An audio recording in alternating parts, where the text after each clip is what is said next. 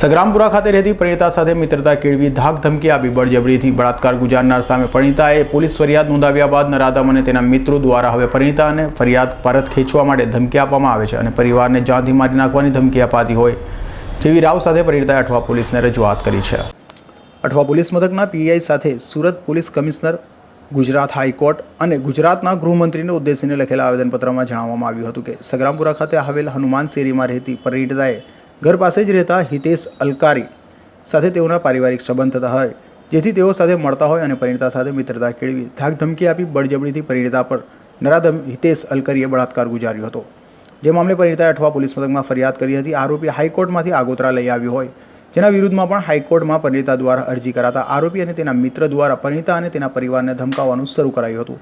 સાથે ફરિયાદ પાછી ન ખેંચે તો પરિણીતાનું અપહરણ કરી જઈ સામૂહિક બળાત્કાર કરવાની સાથે એસિડ એટેક અને આખા પરિવારને મારી નાખવાની ધમકી આપી હોવાનો આવેદનમાં પરિણીતાએ ઉલ્લેખ કર્યો છે। સમસ્યા એ છે કે 1.5 થી પોણા 2 વર્ષથી મારો કેસ ચાલે છે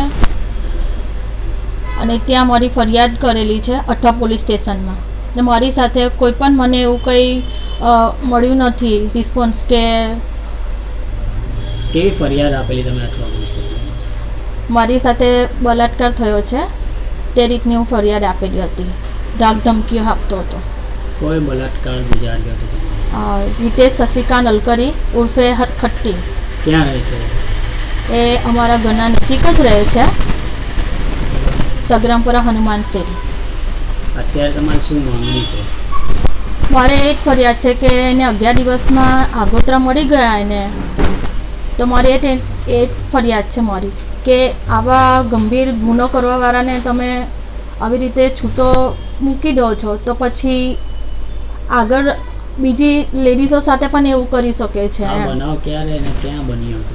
આ બનાવ 2019માં બનેલો હતો અને ત્યારથી જ આજ સુધી મને ધાક ધમકીઓ મળે છે અને કેસ પાછો લેવાની ધમકીઓ આપે છે।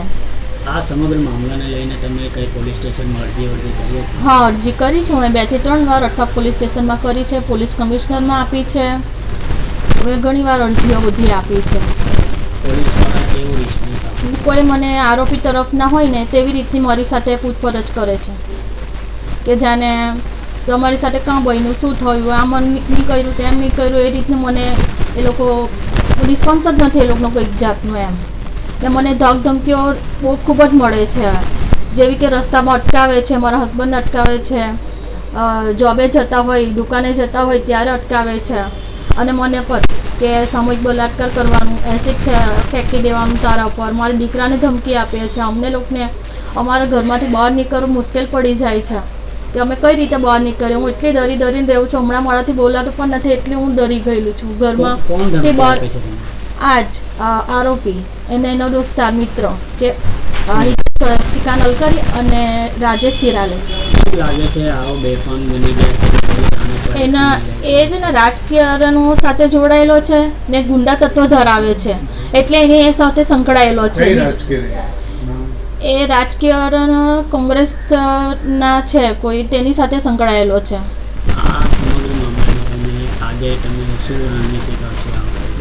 બસ મને ન્યાય જોઈએ છે। અગાઉ 2-3 છોકરીઓ સાથે પણ આવા દુષ્કર્મ થયેલા છે અને અગાઉ ત્રીજી હું છોકરી છું, ચોથી હું છોકરી છું, અગાઉ પણ આવી બીજી છોકરીઓ સાથે નહીં થાય ને એ રીતનું મારે કરવું છે કે આગળ કોઈ બીજી છોકરીઓ મારી જેમ નહીં થાય એમ।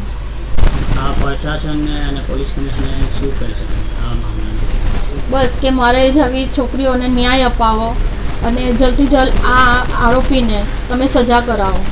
હાલ તો પરિણીતા દ્વારા કરાયેલા આક્ષેપ અંગે પોલીસ દ્વારા તટસ્થ તપાસ કરી જવાબદાર સામે કડક પગલાં લેવામાં આવે તેવી તાતી જરૂર છે। Azhar Qureshi, G24 news.